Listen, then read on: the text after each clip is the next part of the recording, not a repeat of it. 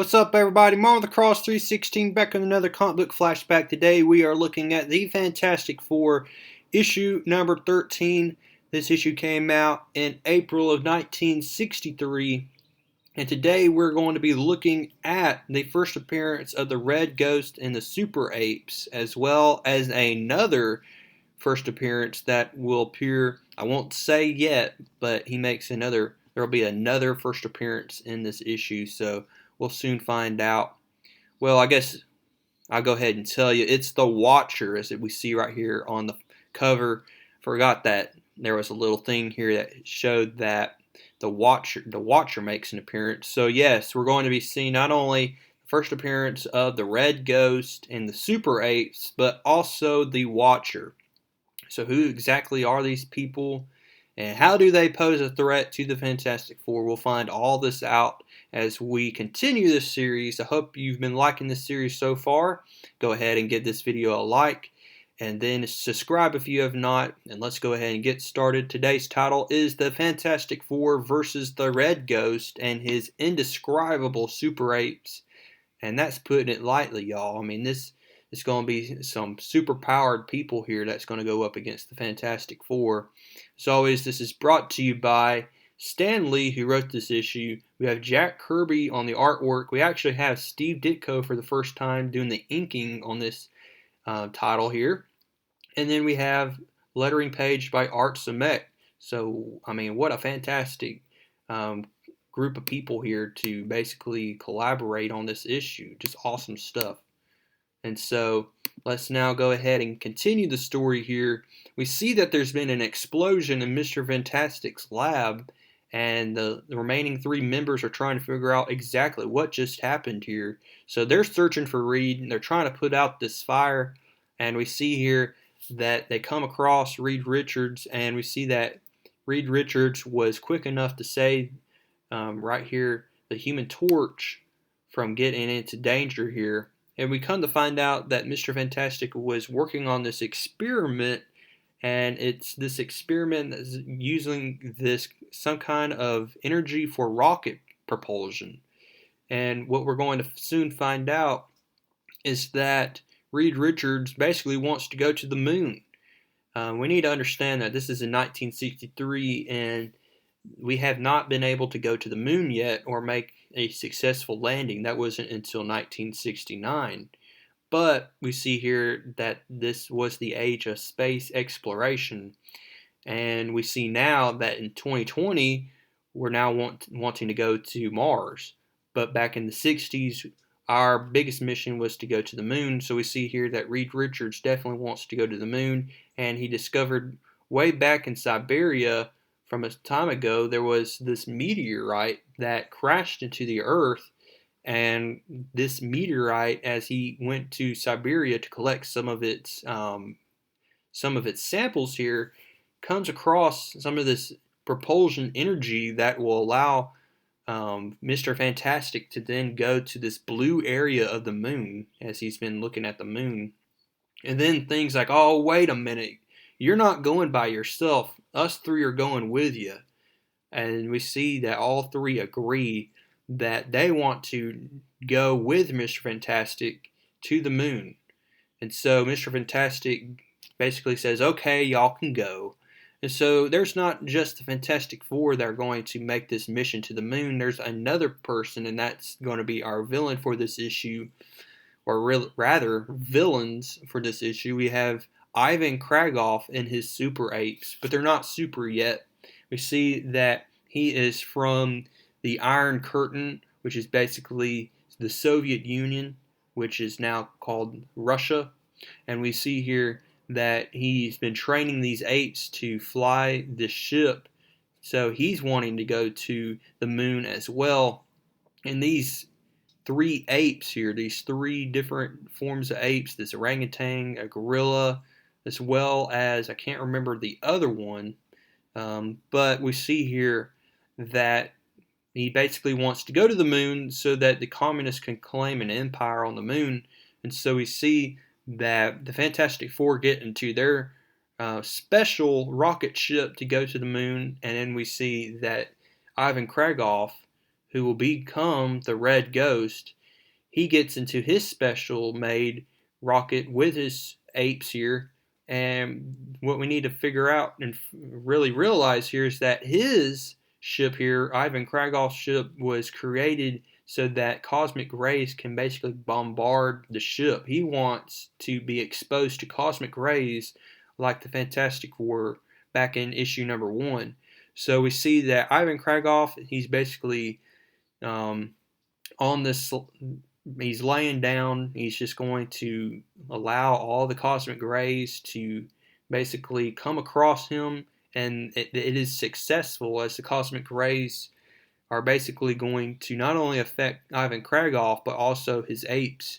So we get into part 2. We see the menace on the moon, and that's exactly what we're going to soon see, as we see that Sue Storms figures out that there is in fact a threat out there. There's another rocket ship, and Reed Richards is like, this is just incredible. How could this be? And he notices that it has a communist insignia on the ship here.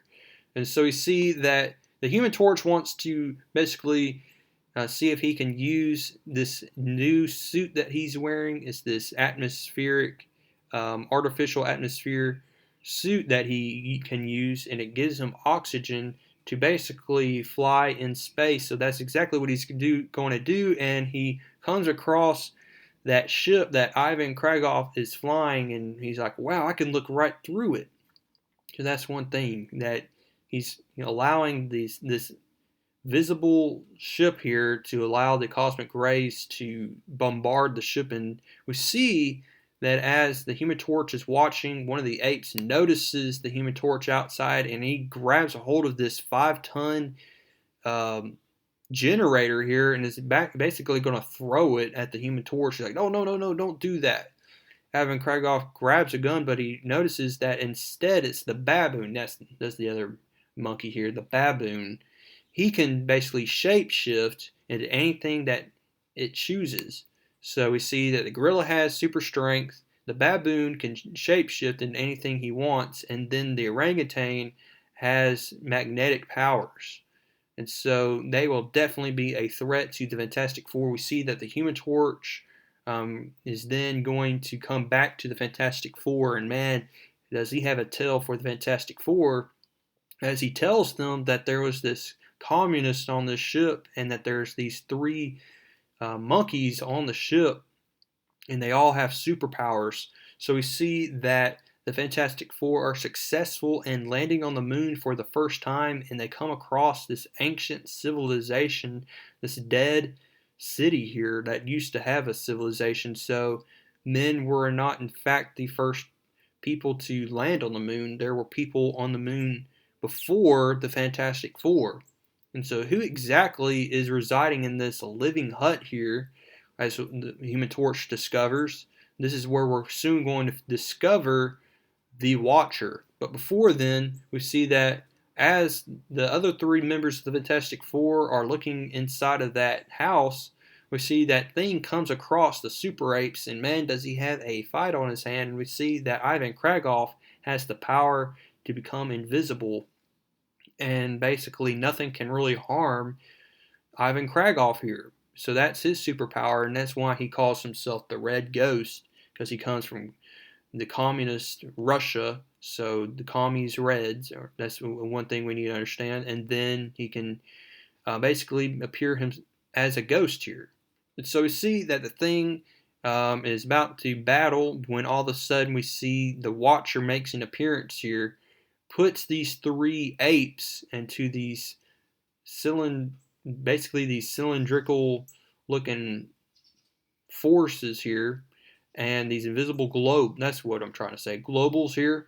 So these apes can't do any harm to the Thing, and the Watcher is basically saying there will be no fighting on the moon here unless I say so, because this is where the Watcher basically makes his rounds here. He's the one that is basically watching over the Earth and the rest of the galaxy. That's what his race does, as he's from this computer-like gigantic world here, and he's seen these basically galaxies disintegrate, that he's seen warfare across the galaxies here, and he knows that the Earth is basically headed in that direction, and he knows that if there's going to be a fight, it's going to be on his terms here. So we see that Mr. Fantastic grabs a hold of the thing. It's like, where have you been? The thing basically explains to the Fantastic Four that there is this guy named the Watcher that's on the moon, and this is his house. And yes, this is when they're going to then discover the Watcher for themselves as we get into part 4, as the Watcher now wants to allow the Fantastic Four to battle the Red Ghost and the Super Apes for control of the moon. And so that's what we're going to soon see as we get into part 4. Mr. Fantastic really doesn't like the idea of fighting the Red Ghost. He would rather make peace with the Red Ghost, but we're going to see that that's not going to be the case, as the Red Ghost then strikes Mr. Fantastic with this ice gun. So Mr. Fantastic is frozen in place here. We see that then Ivan Kragoff, the Red Ghost, is going to then take Sue Storm hostage, as we see that the Super Apes are going to battle the Human Torch and the Thing. So Ivan Kragoff basically has this big plan that he basically wants communist Russia to set up an empire on the moon.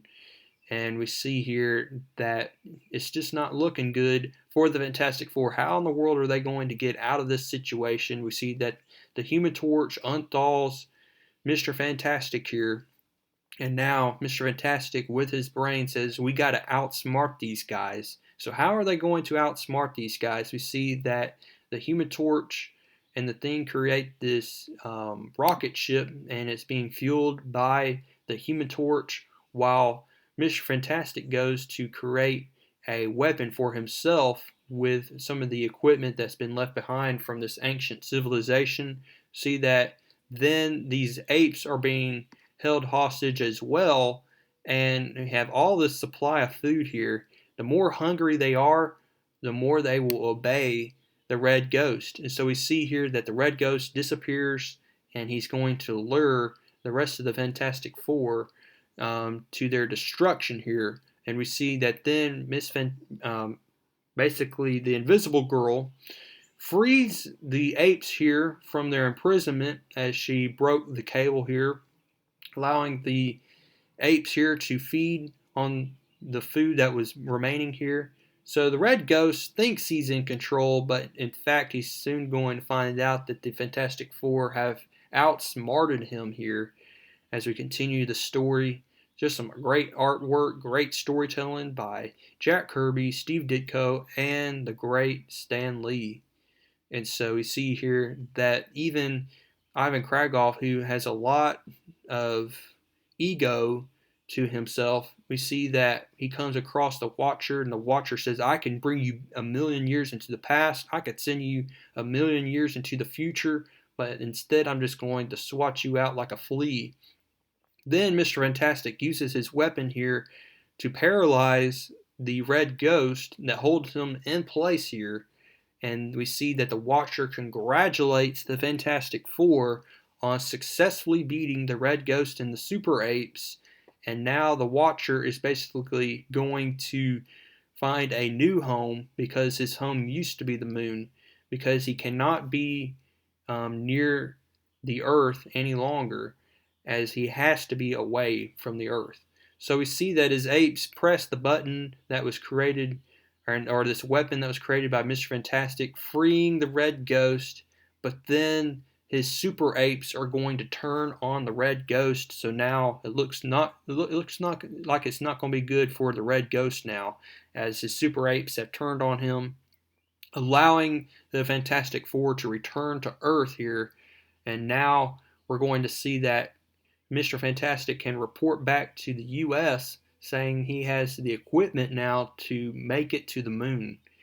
So next time we're going to see an appearance of Submariner and the Puppet Master. They make their return next issue. So the Fantastic Four are definitely going to have another fight on their hands as we look at issue number 14 Hope to see you there, and until next time, keep reading comics.